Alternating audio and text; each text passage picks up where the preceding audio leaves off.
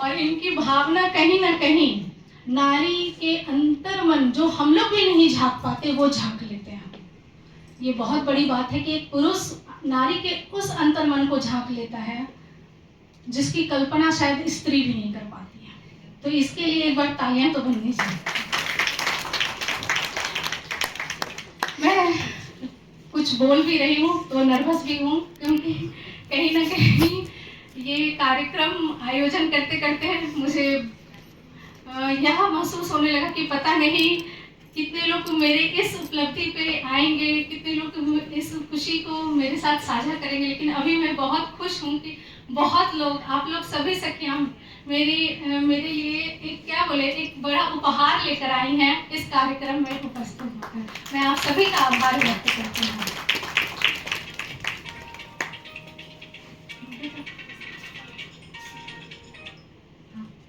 मेरी दोनों पुस्तकों कविताओं की खुशबू और सीपी मुक्तावली को सभी का प्रेम मिला। मेरी दोनों पुस्तकें अनघड़ भावों का प्रमाण है, जिसमें बाल्यावस्था की अमिट छाप परिलक्षित है। अशोक सर और निरंजन सर पिछली बार वो मुख्य अतिथि थे। निरंजन सर ने मेरे अंदर संभावनाओं को भांपते हुए मुझे साधना और धैर्य के साथ इसमें बढ़ने का आशीर्वाद दिया। सब अचानक से बोल रहे हैं कि मेरी 3 पुस्तकें आ गई, लेकिन ये 3 पुस्तकें एक ही दिन में नहीं आई हैं। मैं 4 साल से परिश्रम कर रही हूँ, तब ये 3 पुस्तकें मैं लिख पाई हूँ। लगातार मैं उस पर काम करती रही हूँ।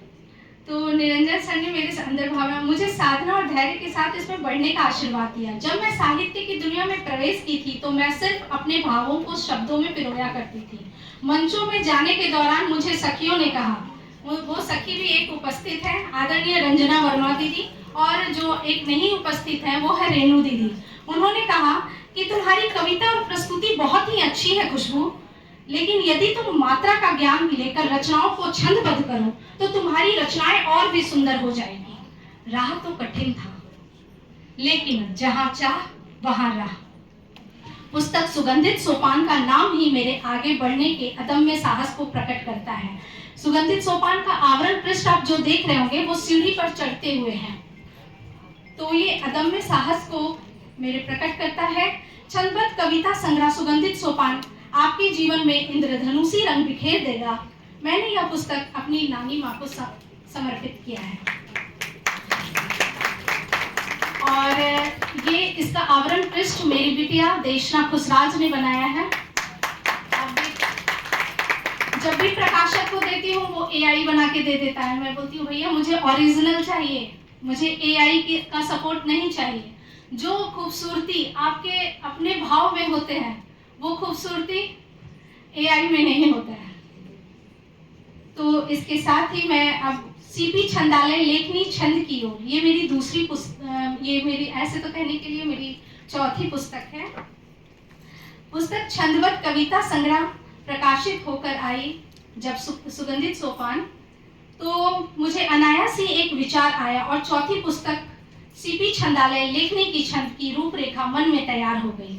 जब मैं भाव के रंग छंद की ओर कदम बढ़ाई थी तो मुझे सीखने में कई कठिनाइयों का सामना करना पड़ा।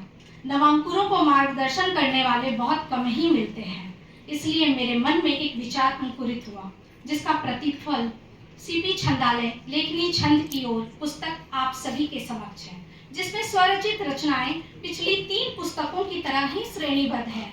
मैंने छंद साधना को जटिलता से बाहर निकालकर नवोदित रचनाकारों के लिए सुगम बनाया है। आप सभी को मेरे अनुभव, अभ्यास और शिल्पगत सजगता हर छंद में स्पष्ट दिखाई देगी। छंदबद्ध कविता के प्रति रुचि रखने वाले पाठकों, विद्यार्थियों और साहित्य साधकों के लिए सीपी छंदालय लेखनी छंद की ओर एक अनिवार्य, प्रेरक और भरोसेमंद कृति है।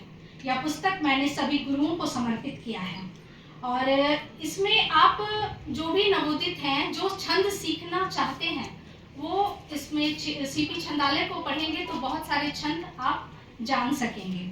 कलछी और कलम रचना जिम्मेदारियों संग सृजन को बढ़ावा देती है। इसमें एक गृहिणी जिम्मेदारियों को निभाते हुए शौक में भी निपुण होने की चाहत रखती है। कुछ रचनाएं कलछी द्वारा नारी मन को उकेरती है, कुछ रचनाएं देश प्रेम से ओतप्रोत है, कुछ रचनाएं आधुनिक युग और बदलते परिवेश की समस्याओं पर चोट करती है। इस पुस्तक को मैं सभी स्त्रियों को समर्पित करती हूँ जो अपनी जिम्मेदारियों को निभाते हुए अपनी अभिरुचि और कला को जीवित रखने का प्रयास करती हैं। इस पुस्तक को चित्रों के साथ रोचक बनाने का प्रयास भी किया है।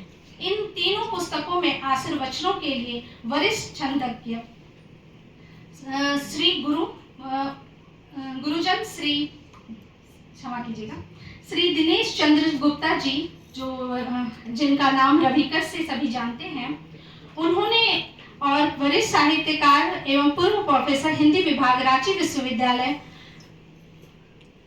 वो पिता तुल्य हैं हम सभी के, उन्होंने भी इसमें आशीर्वचन दिया है। ममता से भरी हुई वरिष्ठ साहित्यकार व लघु कथाकार परम आदरणीय अनीता रश्मि जी का मैं हृदय तल से आभार व्यक्त करती हूँ, जिन्होंने कलची और कलम में केवल शुभकामना नहीं, उन्हें उसे पूरा का पूरा मतलब उस पूरी पुस्तक को उन्होंने पढ़ा है और मुझे ज्ञान स्वरूप सिखाया है कि लघु कथा लिखते कैसे हैं। लेकिन यह बीज कहीं ना कहीं मैंने साझा संकलन में सीखा था, अनुगुंजित लघु कथाएं, जो मनीषा दीदी ने ये साझा संकलन निकाला था और संपादन भी उस पुस्तक किए थे। और इसके साथ ही रंजना दीदी ने मुझे बताया था कि इसे कैसे लिखा जाता है, मैं उनका भी आभार व्यक्त करती हूँ। आज जो हमारे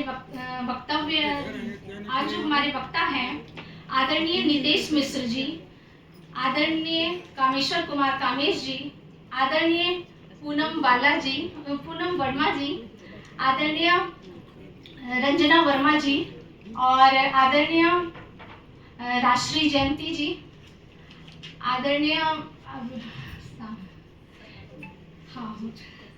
जी क्षमा चाहूँगी चारू मित्रा जी, जो सुगंधित सोपान में अपना वक्ता के रूप में आएंगी और अपना वक्तव्य देंगी। प्रथम श्रोता, जो सिर्फ मेरे जीवन साथी नहीं अपितु साहित्यिक लक्ष्य को मूर्त रूप देने में हमेशा मुख्य भूमिका निभाते हैं। मैं जीवन साथी का भी आभार व्यक्त करती हूँ कि वो मतलब मेरी पुस्तकें आने में उनका पूरा श्रेय है। हमेशा